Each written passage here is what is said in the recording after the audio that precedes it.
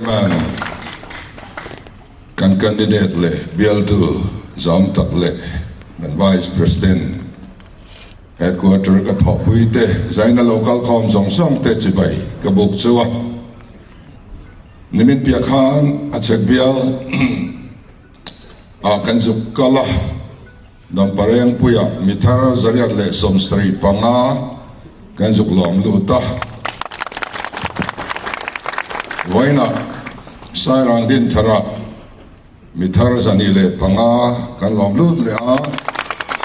ruai the zo tlai lavin kan non dai le ka kan non tlan char chara hey da ka chan ve vel hun ala oma time management hi apoi mo khop maya ka soi man chin ka soi nga curfew alo huna ka to pang kum somnga liam ta akhan kan la puwa tu pro ku nga chuan ai zol kha pui la hi alo puwa ni ka pian na zol kha pui ti la apua mi ta la mungai lo te poin an mi tha thei turin tlang om dan te asoya zai rimoi phone vel na kha pui ani yetiani maro chu chu ti nga khopui moi le rimoi ten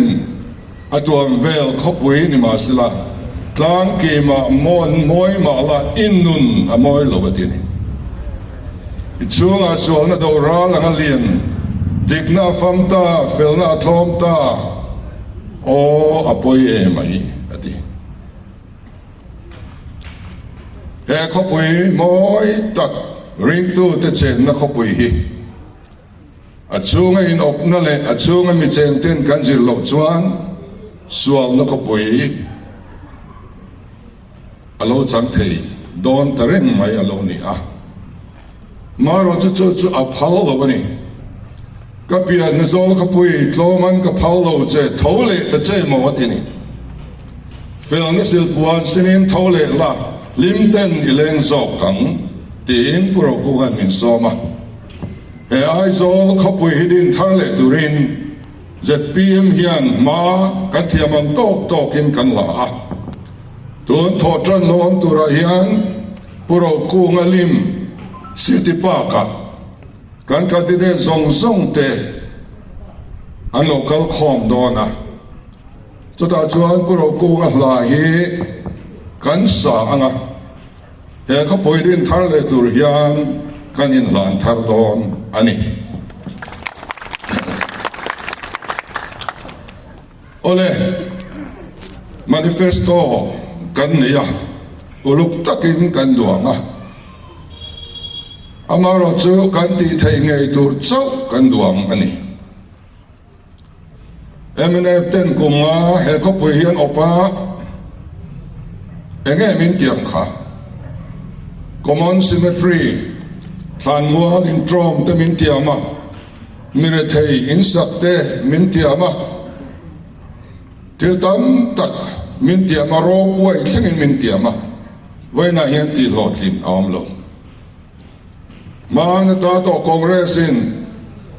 singthum sem min tiama ado ta emnevin singas sem min tiam le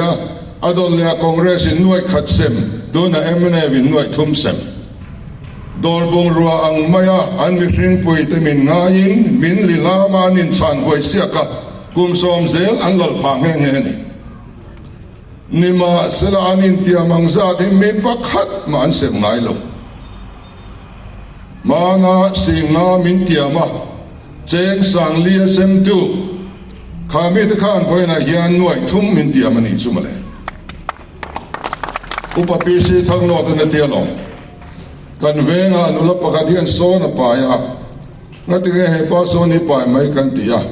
kan yang che tia lo ma ti tlat ma chu thlang wal chu kan bua nula chu kan lai na te ne ti ba se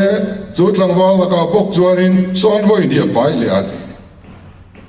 ngati nge pai le thin kan tia kan nei to tak ang che tia lo ma ti min vai khat min bom hian kan thiam lo ani lo min bom to da thiam lo ni min bum tu ngai min bum non fo chuan kan thiam lo hian ni ve to lali suan bu chi the tu a soi khan eng bu chi nge soi lo a the tu kha eng party nge a eng pol eng za nge ni le ka thiam nge hau sa em lam a soi lo a tlak na le lung a soi ni mi pui a tlak na le lung tai kan dik lo chuan min bum tu ngai kan in bum tir saka kan in em thin te bok kan le bur zia hi chuan khua var don lo kan ai zo ka puya hian so bangin ke ni chuan kan ti thei to chin manifesto kan ron duanga kan duang ve nual maya maro chu ka lo chil man ko bang kan duang ni kan ti thei tur to ka kan ngai kan duang ani ti ke soi duan ni adol le chuan ai zo mi pui ta ka ngen duan ni pakhan na chuan kan candidate te party tinin mi tha ne kan fiat kan the chua ten ni theba an tha theu mai ko ran hoin mi tha thang chu ang din min ngen bok thin a tha edike a mai ro chu candidate that remote hi atok lo eng pola nge om ti hi ngai to te lang bu om na party adik lo chuan mi tha hian om zia nei theilo Congress Sarkar Khan ko ran upa ke mozat mitra no masin ma se chuan zuak tho ko ran upa te nge ani lom ni su zok soi moi ta mai mai kha to na MLA party ke min hek tu som pani jinga yan upa so pali no masin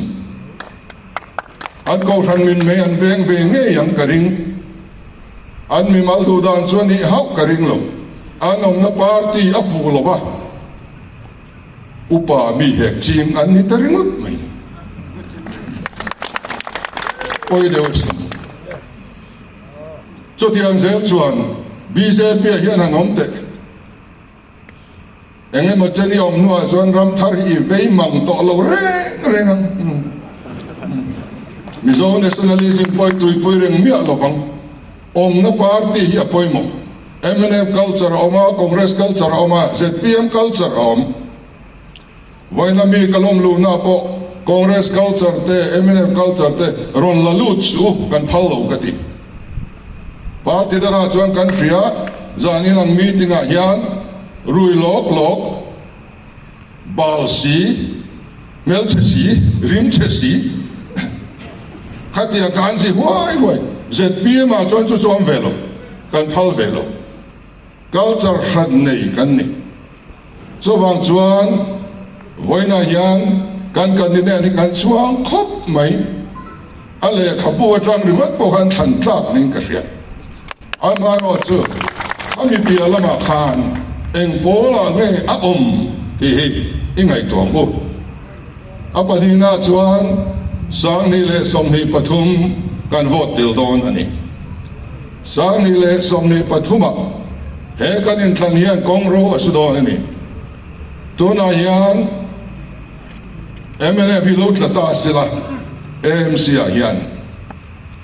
sang ni som ni pathuma chuan a sarkar ari nom to lo thu kan soi noi nge yang ZPM hi lo sarkar lo ta ila AMC a hian general election lom to ra chuan ZPM a sarkar ari nom thu kan soi hoi nge yang cho wang chuan som ni le pathum in thlan pui kan vote til don ani ti hrenga ngambu sang ni som ni pathum in thana po kan om dan nga hian kan lalung oi to ke kan CM nga hi kum ngadang CM le kan la du e a ti hian ris la le pho chop la veli ni kal le mai ten kan ti ni chon vote tu rom mai amaro chu ko tha ka hun ve to kan kal dan hi ti dang lama hun ve to ti ngai to na thin lung pu de chuan kan candidate te in lo vote don nia so bangi in than le kan vote tel ti hi fiang bu adol le chuan ke ma mi malin na ka siam du ni ka chunga thil thleng in rebek ani soi tam angai lo hetianga min ti teu ta hian an la du tok reng lo min lo zui zel ni mi tam takin hey aya thalo kan chunga thlen lau hian min phone drop thin ani ni min pia loka MNF nomination committee an thua candidate tur an lei siam fel thailo ma se thil pakhat rel an deya chu an thil rel chu Lalduhoma soi chiat na abu siam ni sela anti so ta in charge tura GS jinga an ruat po ka ria aming chu soi lo mel min lawam zui zel ni politiki soi chiat na turan lo thil tra in ti siat na mun thil tra ti tura in el na mun ani so tiang chuan min lawam zui zel amaro chu pathianin do sat tu lainat tu mai tu tam tak min pe ai zo ka pui ven sang atangin thing tlang mun sang atangin ei tha kan hual se chi pia lai campaign na tur hei kan on tho kho man tia a then chuan na tlanga ka chuan huat thu suwa heng sum min ron pethin tu te hi chol ni salei na po nei zo lo ten ni res on kol na tur po nei zo lo ten ni anei ai min ron pe ni hemi mang hian sarkar ding lai house tak kan king dona maro chu he sum thiang hlim mani ha pathian in mala so mang ti kan ringa kal ha bik lo mi tam takin sem chi pia la om ve ka chak em han hot ve phak chahi ka han chak em anti a ma se min vot phak silo min vot phak ani ti hi ka soi du ni zaina yan helai bia la po min trong trai sak thin tu min laina tu in om ti ka ria zong chuan kita min vot phak lo maula kan candidate hi in lo vot chuan min vot thukin ni so wangin helai ne na kan chan chuan by election po anip sot don kan vot del le don in by election hi min mai tu te zong min trong trai sak thin tu te zong kan candidate te min lo vot sak vek tur le so mi in lo ti chuan ke min vot thuk ani ti hi lo tha turin ka ngen du bok so ni ten hei symbol thar ti mai ang kan ne ya kan siam mewin symbol thak jingber min ti ya ZPM yan symbol voi khat ma kan na thak lo achan chu symbol kan la nei lo shim ani recognized party kan la nei lo wangin free symbol atangin kan thanga lukhum kha kan thanga ni MLA in thana so than le zel po hi kan shelo ma se tu tenemoni boy se mindu emoni election commission lama kan symbol ve a kan lo man kha kan ta ni ri lo ma se kan lo man lar ve to kha min pai ti re ni ti chuan lukhum kha om ta lo kan ho to te an mang anga election commission an vakala kan thua ni lo yudi an pa kal rowan tia an kala anin kan thua ni lo CAD kal rowan tia CAD ne ke ni thua ni lo cabinet thua ni lo tia ti chuan cabinet a chuan lukhum free symbol a min da sak le turin dil na kan siam ta cabinet anan thua angai to man lo zel ta mai ni te chuan lukhum chu om ta lo bo ta ni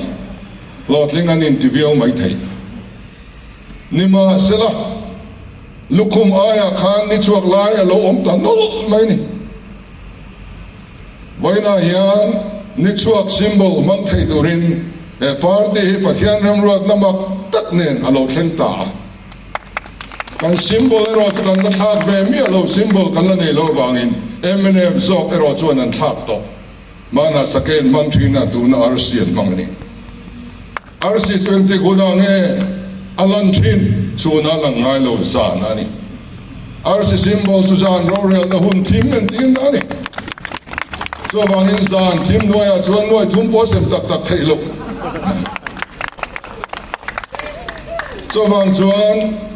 hemi tota hian zorama ai zo kapuya khwa lo war nga AMC in thanatang hian awartran do nan ti kan be sei tlat ani chubia wang tak chuan min ho phura thusawi piagin party dang reng in set PM min do run ta ringot maya lo ho reng su lom zok tur kut muli tu ban en king wai ngai lo anu purber party kan lom ni ta hi alo mo mani lantin ngol tina kan lam hoi ngai lo na lo hoya kan pung sur mai pupur lo chi po kan ni to lo wa engang poi minon be se kan vom let ve to ni lo ke ni chuan mi khongai na kan dil nga tan wai ro le ngai klom takin kan campaign nga dik takin fair takin kan campaign tur ani ti hi kan riat angai adon le chuan he in thantura hian emene gona le chuan min thantling ro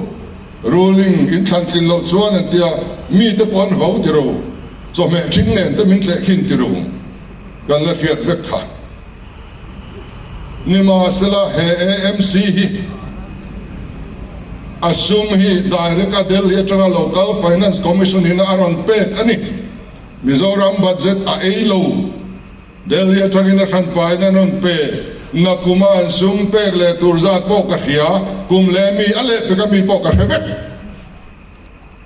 achan cho finance commission report kan nelo anduang sa ve kum nga chunga AMC na don tori a om veksa kaini kan sarkara wangin chen khan mai na niam don lo MNA wen sarkara wangin chen khan mai na pung don bok heklo ruling tina lam ani lo hei central atangin chu sum cho lo kala ninga chungin AMC an thlen nge tur net pet an peturani ninga ba an kol chuan apung an choi char chi kan sarkar hian lo friend sak achinga apung ne nan pele tho chut ni khopa autonomous chuani a kaini ruling in ni lo chuan chut yang khatyang ti so ga involve na chin ni lo hei direct funding ani ti kan khiat ngai so ba ga chuan Mizoram state on tax revenue atang hian za som panga Mizoram sarkar in apetu rani tu po AMC sarkar sen za som panga an petur ani mai danglam na omno kamian ya wang khan a ruling ang zonga in nok na chi ani lo ti hi ka sai du ani ato bera chuan AMC municipality le panchayat ti hi kan rama mi thiam tam takin adik lovin an soi thina lo zir chian kadwani India constitution article zani samle bathum m kan en chuan panchayat aseni a soi zar zara heng te hi huap lawang Nagaland Meghalaya Mizoram huap ve lawang ai ti ko ban panchayat hi kan ta tura an siam ani lo min siam kep lo kan mang ve du e po ti la chutia ban ngot theni lo kan mang ve du ani point kan assembly a MLA mun thoma thena mun ni kan mang ve du tiat pass kher kher angai ni cho po cho la tok lo kan mang don ani point angai ngai mang ve tur kan ni lo with exceptions and modifications in atiani herdang lamin herremin kan traditional culture kan ziarang ne na in milin herrem nu a mi vai ta ang ngot lo kha helaya keima ni milin kan sia mga chubin do kan mang chau turani India independent ma British akanam chung jong khan India parliament dan siam Assam sarkar dan siam kan chunga lek ani vengai lo excluded area kan ni tribal kan ni afrang laka op kan ni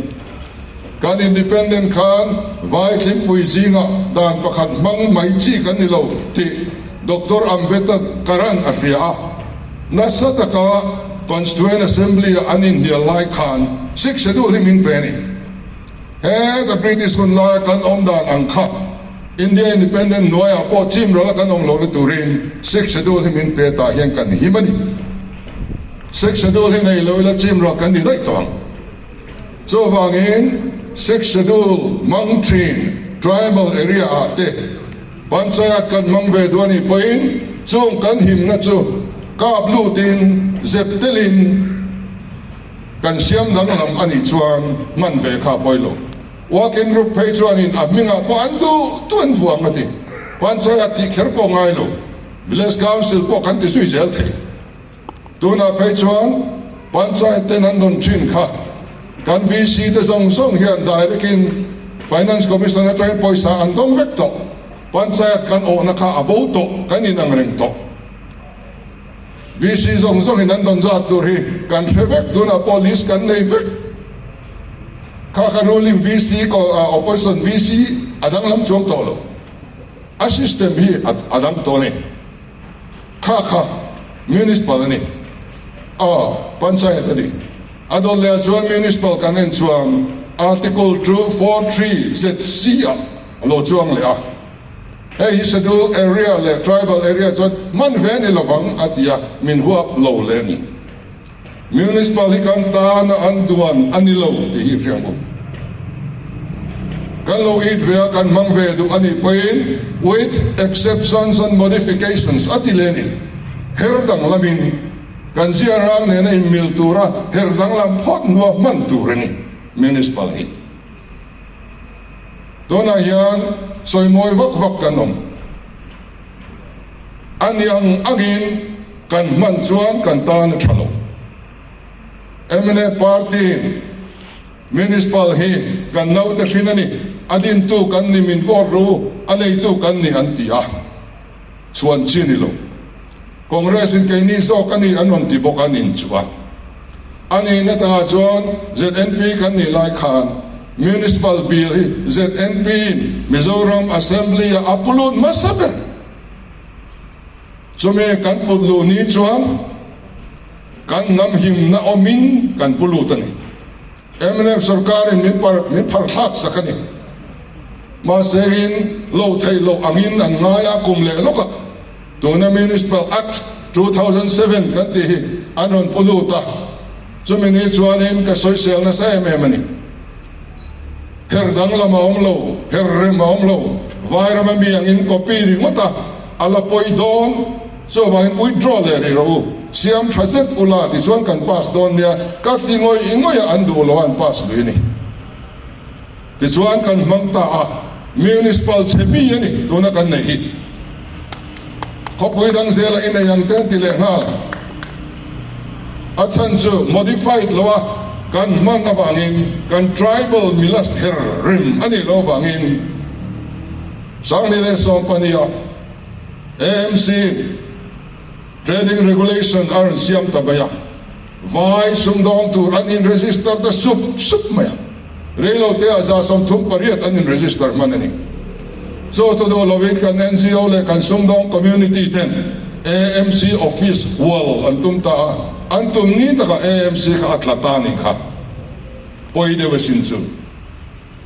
ten electoral roll tona ya non tribal vai ho hi kan pai thelo tona ya nin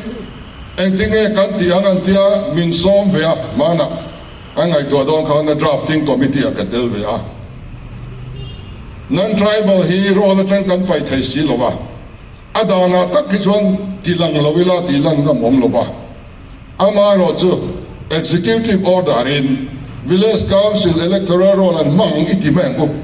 ti chuan VC roll kan man chung chuan vai in vote an nei thai don lowa 6 schedule lam chia kha kan ni dona athamai vai ho in an hiat chu ma chu kan manga an hiat chu bin hek tak le ko ta bin khin tak le ti ngai na hom lo ni mai chumi ma po chu thil lo lom kan tia chau thu ba ro in tu na hianin tu na electoral roll kan man tur hi VC roll base in kan siam mai ni atak taka siam theina kan nei reng lo chu tiani chuan voting right anon nei chuan local council chairman pon ni thei ni chu nam dang mayor pon ni thei ni chu chu tiang himlo municipal chu ni tu ni hen kan nei ni chu tak chu ni kan lo sarkar chuan AMC na siam tha thei lo state sarkar ngai state sarkar na kan lo chan hun alom ve ni chuan hei hi kan ram miling kan her dang lam don ni to na Meghalaya zuk zot ro Nagaland zot ro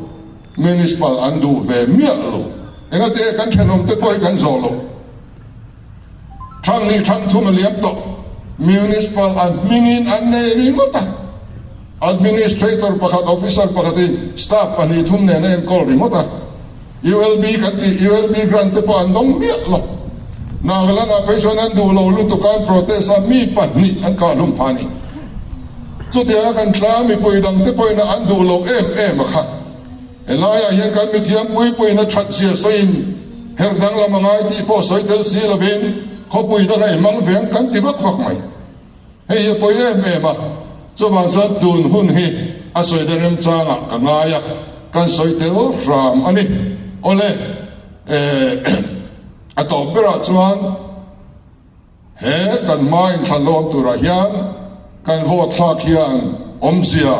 anei dan tur kan soi to kha fereng ilangin kan candidate te khomai taka minlo vote saka he khopui puro kongana din thangle turamin aunang taka din thangle tu kan lo ne thene turin in zawa in khomai na kan nge na chu kalome